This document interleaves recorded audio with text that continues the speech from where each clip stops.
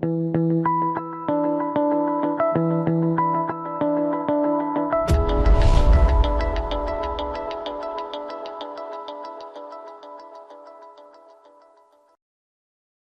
CardRunners, Faarcyde here, back again doing a full ring high stakes review. All these games are going to be between 60 and 200.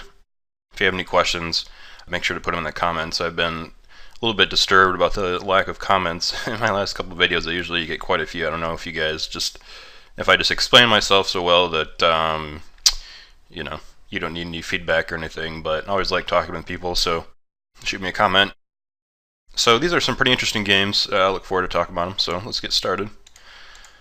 In terms of the people I know at these tables, this isn't really a great table. I mean, I've seen worse, but Wetka, Halfrek, Kadrila, LBC, Bolivier, and Chris 4 aces are regulars, so I'm probably not making a lot of money in this game, unfortunately, but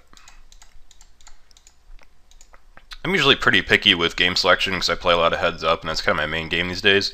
And so I really won't play a game unless I think it's worth it. But a lot of times, if you're like the third or fourth register and there's a couple fish and you join, and then 5 other regs join behind you, there's not really much you can do if you're not looking at the lobbies really hard. So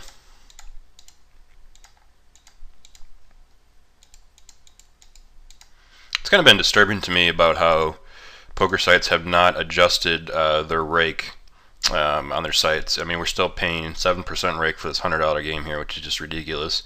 I guess part of it is probably they feel that sit and go traffic is the same, so they don't see any reason to reduce it. But it's so hard to make money when you just chop 7% off the top. It's the thing about if you're investing in the stock market. You're basically trying to make like 7-8% a year in the stock market, and what if like your brokerage charged you 7%? Normally when you look for investments, you look for something that costs less than 1% per year to manage it. Anyway, so off the bat we have LBC Bolivier 3-betting us in the big blind. It's a little bit interesting. I really hate his bet size here, whatever he has. I think if he has a good hand or like a bluff here, he should just be making it bigger, like something at least like 180, 190, 200, something like that, to make up for his positional disadvantage, lower the pot to stack ratio, all those kinds of things. So don't like it. That being said, when we raise in the hijack and he 3-bets in the big blind, normally I would just fold here. I don't think he's getting out of line too often, but he re-raised so small that I think it's okay to call or it's okay to fold. I'm not going to argue big one way or the other. Really good flop for us. I think most of the hands that he's 3-betting for value are going to be like jacks plus, and then ace king ace queen maybe sometimes.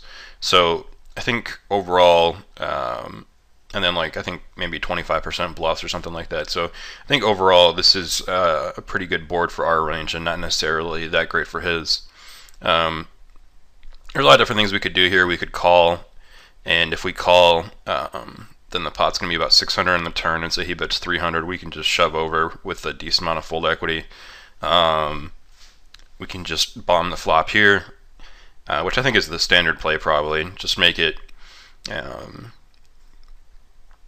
think I would make it like 450 or something, and just make it clear that we're not going to fold. And then he's put in a really tough spot with like his pocket 9s and pocket 10s, where the range we're representing is basically going to be big combo draws and like ace jack plus and stuff like that. So I think it's versus that range, it's pretty hard for him to continue.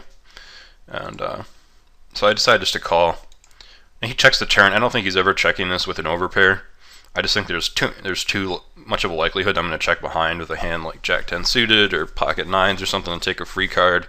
And there's so many bad river cards for him: a 5, a 6, a heart, a 9, a 10, possibly a spade. So I think this pot is ours for the taking. So because of that, I don't think we really need to bet that much in retrospect. I'm not really sure what bet size I made it here, but I think making it like 275 or something like that would be worth it. I don't think, even if we bet small here, I don't think he's going to be floating with like pocket 6s or ace king or something.